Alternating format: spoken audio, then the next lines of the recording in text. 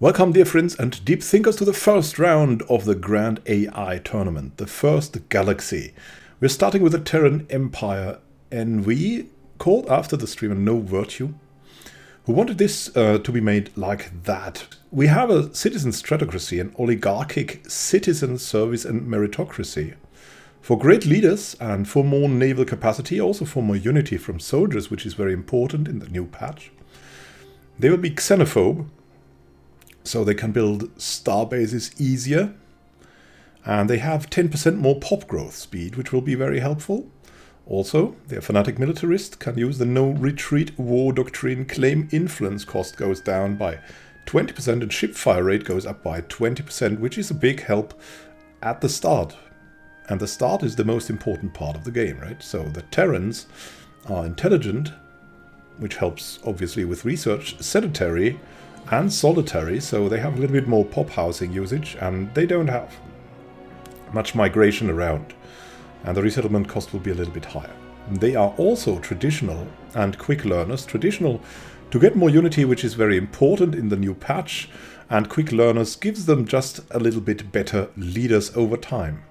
They are remnants. This civilization once spanned the void, controlling much of the galaxy. They were eventually defeated and almost destroyed, but after a long period of destitution, they're returning to the stars. They start with the relic world as the home world, which can be then transformed into a giant ecumenopolis, which can be researched, which can be...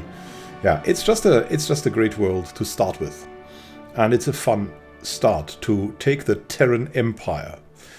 How do I think this Terran Empire will do? I think it should do okay. As you can see here, Oligarchic gives faction unity gain as well, so it has a big focus on the new resource, or the new important resource of unity. And that will lead them to be at least in the middle of the fray, I would think. On the other hand, in the late game, it could lead to problems if they don't make the early game well. Then in the late game, they will have lesser federations, and that will often stop an AI from expanding if they have no friends. We're coming to the Mim Super Special Empire Directorate from Gunmim, I think. And as you can see, this is a robotic civilization, an industrial production core, machine intelligence, a rapid replicator, with maintenance protocols. So it's not a one of these special things like an exterminator or so. It's just that you have higher assembly speed, and the maintenance drones also produce one unity. So again, the focus on unity. The new resource is a gestalt consciousness with less war exhaustion gain, more influence and more encryption, which generally helps with expanding. Of course, machines can settle on every planet and are immortal. They have streamlined protocols. Empire size from pops goes down against the new tall empire focus that makes it harder for wider empires. So that shrinks the size of your empire, which is good. They're bulky, so we'll need more housing usage, but housing usage isn't the big problem in this patch that you have to overcome. Pop assembly speed is higher, so they will have more machines earlier. They will have high maintenance. Robot upkeep goes up by 10%, which is not one of the biggest problems. Robots don't need that much.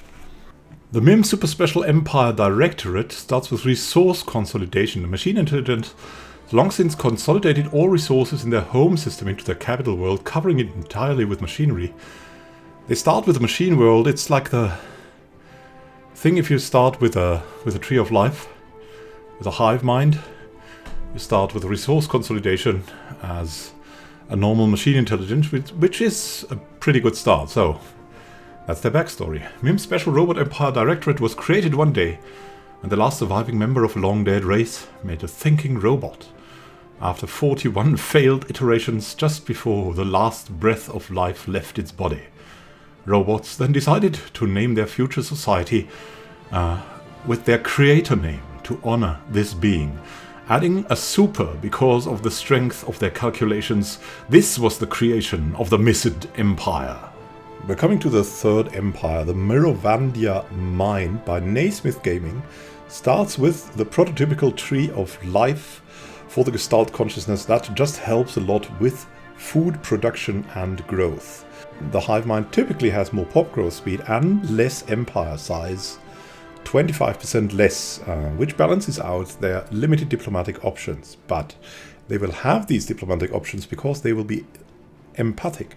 They have 2 more available in voice, 10% more diplomatic weight.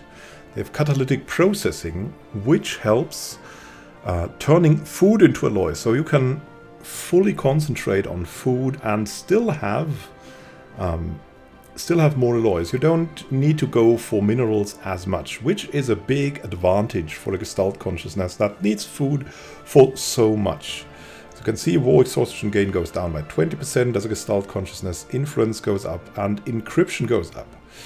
Hive-minded, they're not affected by happiness, they are also aquatic, which leads to them having bonuses on ocean worlds and disadvantages on non-wet worlds, which is in general a very good trait. They are also budding, so they have monthly organic pop assembly per pop that is working as a slave or better, which helps with pop growth, which is very good at the start, so it's probably a very good choice. They are also phototrophic, replaces 50% of base food upkeep with energy upkeep, so the food that they will use for the catalytic processing especially is saved up here. When being phototrophic, you can replace that food upkeep, or you have to replace it with energy upkeep. And energy is often very easy to come by, especially at the start when you use space stations to get energy, and not so much planetside installations.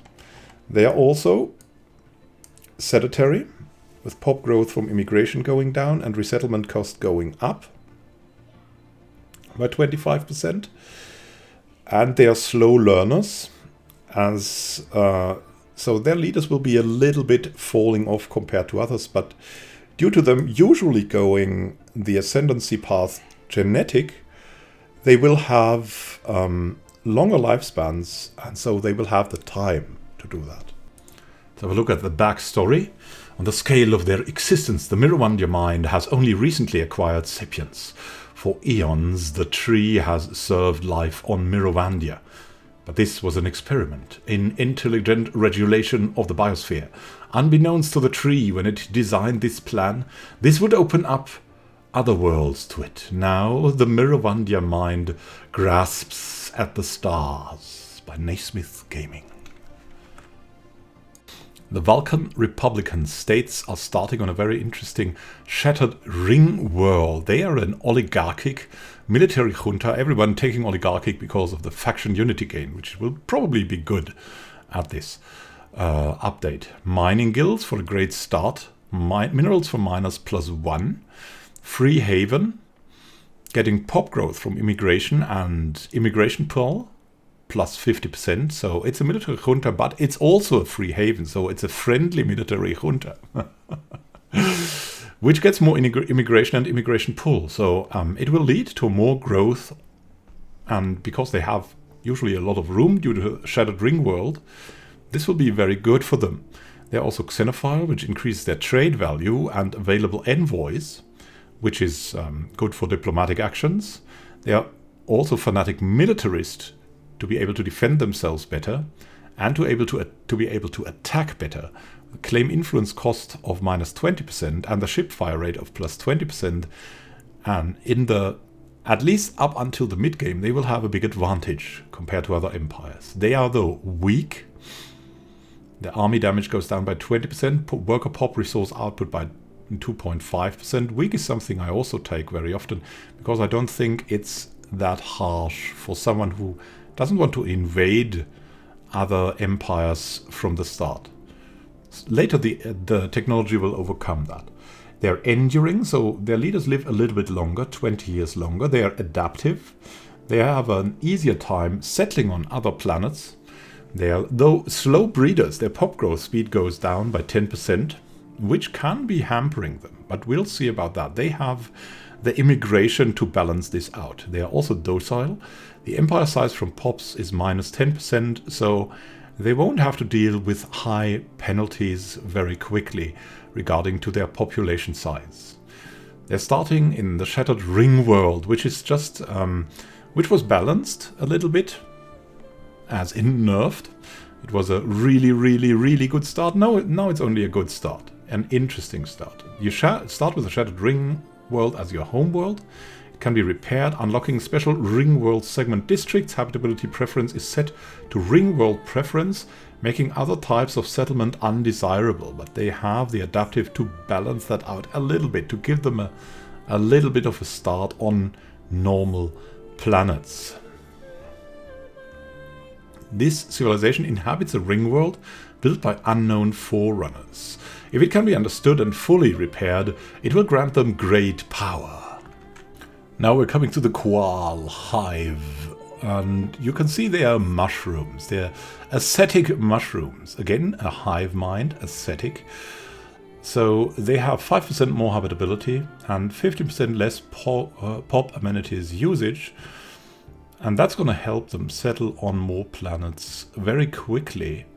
Together with one mind, monthly unity plus 15%. It's a pattern. Everyone wants to be on unity, and it's probably a good tactic. War exhaustion gain, monthly influence, and encryption are improved as a Gestalt consciousness. They're not affected by happiness. They're rapid breeders, so that will bring them more population earlier on.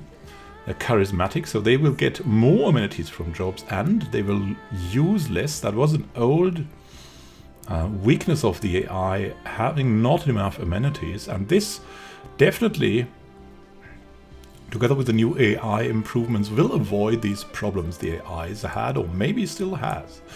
They're unruly, their empire size from pops goes up, so they will have a good start, but then it could lead to them being kind of slowed down. They're natural engineers though. Engineering research is increased, engineering being probably the most important one of the sections, at least for war, and they are solitary. Their pop housing usage goes up.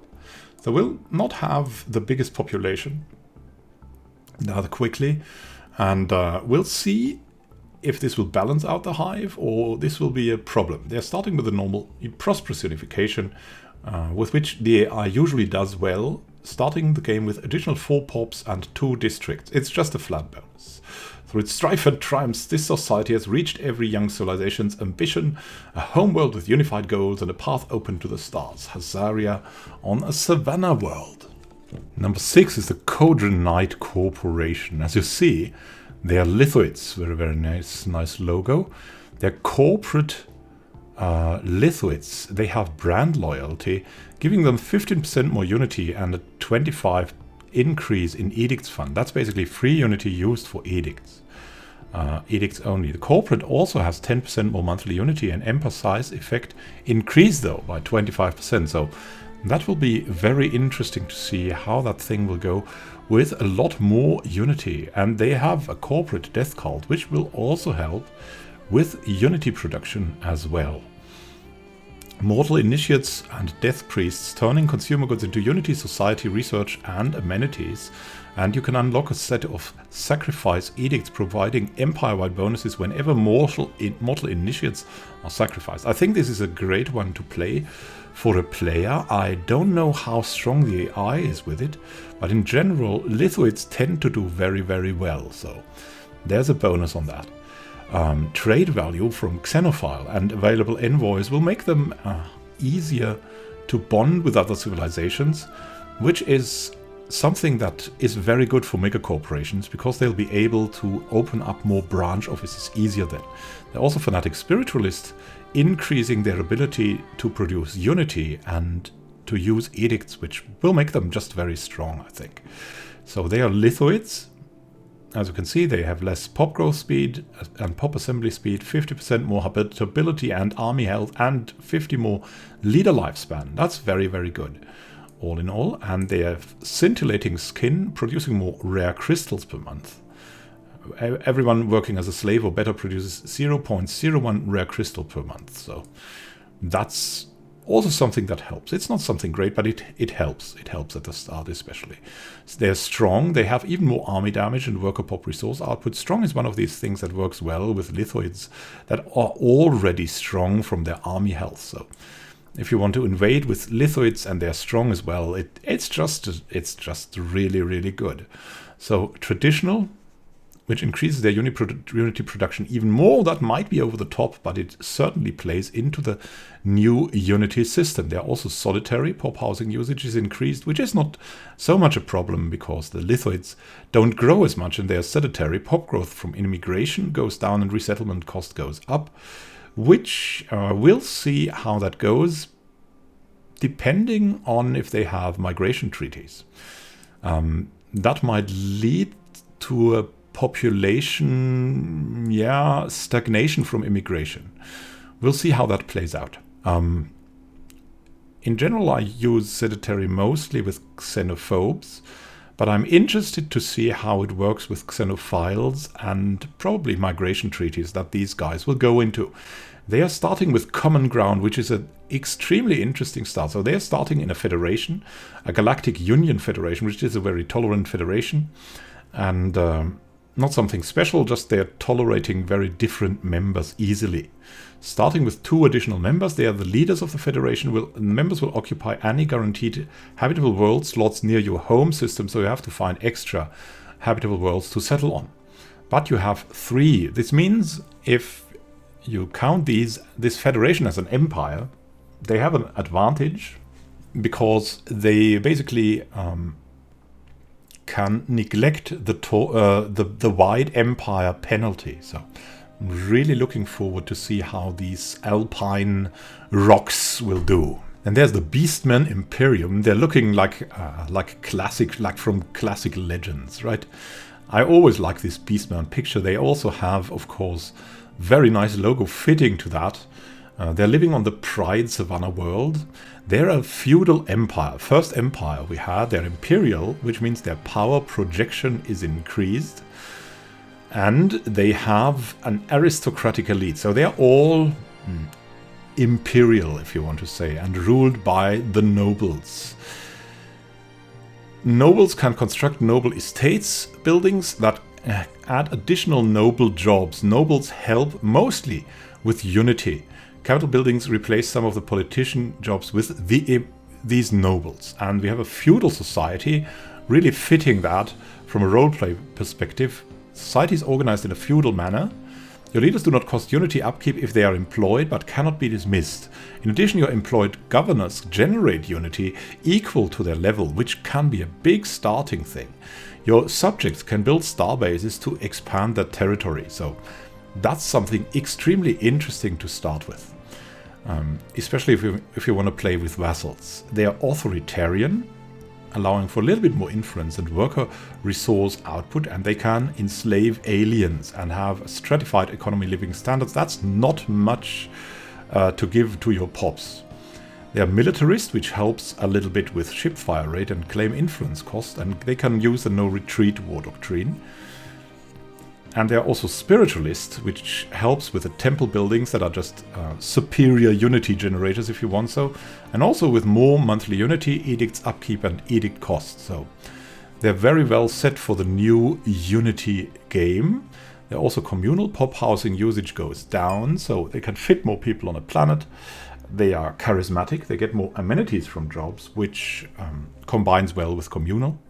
If you have more people, so on. They're also sedentary, so they won't accept much immigration, and their resettlement cost is higher. This is an interesting choice. It's a roleplay choice, probably going along with the authoritarian militarist thing. It has a little bit of that, sometimes kind of xenophobe vibe. And in this case, I think it's an okay negative to take, definitely, because they won't go easily into migration treaties or something like that, so that might help. They have a prosperous unification, which is just something that is easy for the AI to deal with. 4 additional pops, 2 additional districts. They are just starting stronger. This is their backstory. There was no written tongue for the Beastmen until recently, so much of their history is unknown. They are very family focused and generally grow up around nature their whole lives, even learning to hunt at the age of 10.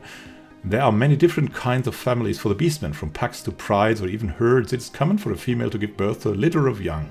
Both Males and females have a great say when it comes to protecting their family. There's a few sayings and basic teachings of the Beastman.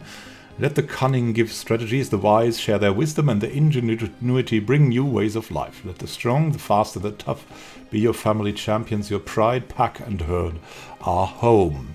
Something, just a very imperial tradition. Now we're getting to the Skaven Bank, which is a very interesting corporate trade league. More unity, empire size effect increased. They are free traders.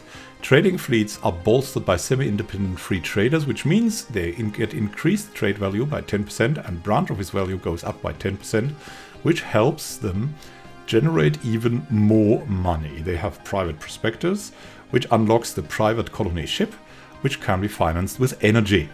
Empire size from systems goes down by 33%, which definitely balances out the empire size effect of plus 25% from corporate. They're also authoritarian, with a little bit more pop resource output.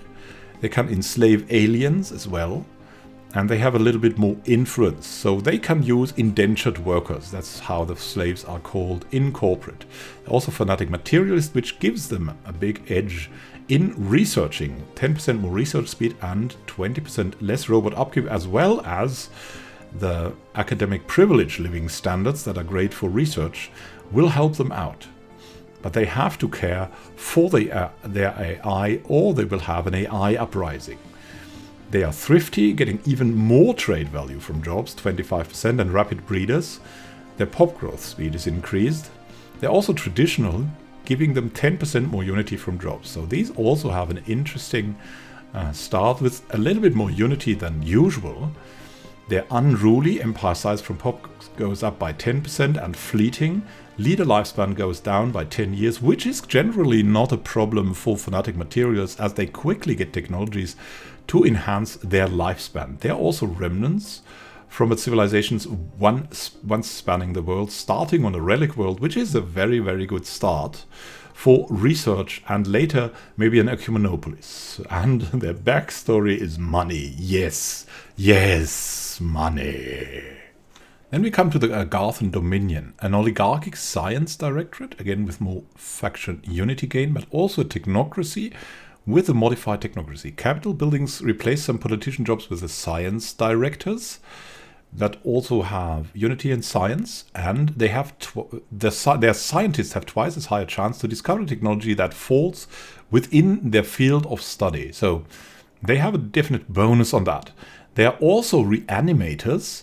Within this society, death is no bar to the call of arms, masters of the art of necromancy, reanimate corpses to raise dread hosts, and so on. So military building is getting a dread encampment, so we have necromancers and undead armies. Necromancers can research a little bit of physics and society and will increase naval capacity and spawn undead defense armies. Defeated organic armies are sometimes resurrected as undead armies, and defeated organic leviathans can sometimes be resurrected. So that makes them a very interesting play if you're playing that single player. It's just a curious combination of necromancy and technocracy. It's something cold and really interesting. Fitting that, they're also militarist, which helps at least at the beginning a lot with wars, ship fire rate, no retreat, war doctrine, and less claim influence cost. Also, of course, fanatic materialists. You don't need that anymore for technocracy, but it helps. It increases your research speed by 10%, robot upkeep goes down by 20%, and you have academic privilege living standards, but you have to treat the AI a little bit or risk AI uprisings later on. There's also starting with clone soldiers. Yeah, it gets crazy with them. Governing ethics attraction plus 50%, leader lifespan minus 40 years, but army damage plus 50%. Cannot be genetically modified, cannot reproduce naturally, and leaders have additional traits and bonuses. They are also deviants, decreasing governing ethics attraction, which is no problem to them. Due to the clone soldiers, and unruly empire size from pops is increased by 10%. They won't have many pops at the start, so no problem here. They're intelligent, increasing their research in all the sections, and very strong, further increasing their army damage and worker pop resource output by 5% as well. A clone army. For many generations, we led meaningless lives, apathetic to our fate. One day it all changed with the discovery of the vats and the forbidden knowledge they held. Much remained inaccessible, but one thing was obvious: they were slowly failing. United as a species for the first time, we sought to avert our extinction through scientific knowledge. When traditional avenues of research failed, we turned to darker methods, and thus the practice of techno-necromancy was born. But all of our advances proved fruitless, and we were left with one conclusion: if nothing on this world held the key to our dilemma, then it must lie in the vastness of space. We will find answers. We will save ourselves, no matter the cost. Wow, that gives me goosebumps. A very nice and original empire to play yourself. I'm curious to see how the AI will perform with it. Now we're coming to Cryptoland. They're an executive committee. So they're oligarchic, again, faction unity gain. And they have an aristocratic elite. Again, I mean, very fitting their attire, but not their money symbol, maybe. They have cutthroat politics. So that aristocratic elite helps with unity production and also noble estates as well. Governor level cap is increased, so they will have more governors that they can use. And they have cutthroat politics. Political system is renowned for its intrigue. Edicts upkeep goes down by 20% because they're so ruthless, and code breaking goes up by 1 because they just want to know all the secrets, so you can spy with them. Very well. Authoritarian as well. Increasing monthly influence and worker pop resource output a little bit, and stratified economy. Of course, they can also enslave aliens. Cannot use democratic government forms. They are xenophile, on the other hand, which means they cannot enslave entire species, but they will be able to enslave some aliens. We'll see how that works out. Cannot use the no refugees species policy, and increased opinion for other species, which will help them diplomatically. As well as, of course, the available envoys and the trade value plus 10% will help them like bolster their economy. They're materialist as well. Robot upkeep decreased by 10%, research speed increased by 5%, and the very important academic privilege living standards. If you can afford them and try to go for research a bit, it's really, really good to have that going. Again, also for them, they will have to introduce AI rights later on, or they risk a devastating AI uprising. They're adaptive, 10% more habitability, which will help them colonize worlds, along with them having probably early access to robots. They're also nomadic. Pop growth from immigration and resettlement cost is improved. And they're a little bit wasteful. Their pop consumer goods upkeep goes up. That's, I think, the standard combination for humans also in the pre-made empires from Paradox. They're mechanists, which is really, really good and sets them up, like robot upkeep minus 5%, starts the game with 8 pops being robots with the technology and infrastructure to build more, which really sets them up for a synthetic ascension very, very early on, and that might help them out greatly because they can colonize everything in a very short time and have very, very powerful leaders very quickly. When the global economy collapsed, only the visionaries who invested in Bitcoin early were spared from the chaos, ensconced in their armored Lambos. Soon a new global elite of crypto-trillionaires emerged, reordering the world according to the vision of Saint Satoshi's libertarianism. Disheveled no-coiners fell into an economically destitute slave class. The coders and engineers who maintained the Bitcoin servers and power needs were supplied with sex robots, the better to protect them from the wiles of thoughts. Or the bitcoins were mined centuries ago, so the best way to get rich is to hack the wallet of a rich coiner. As a deflationary currency, the riches to be gained from spreading bitcoin to alien races is almost unimaginable. Led by the male Gary. Gary Bitcoin is leading them, and we'll see how Cryptoland will do in our galaxy.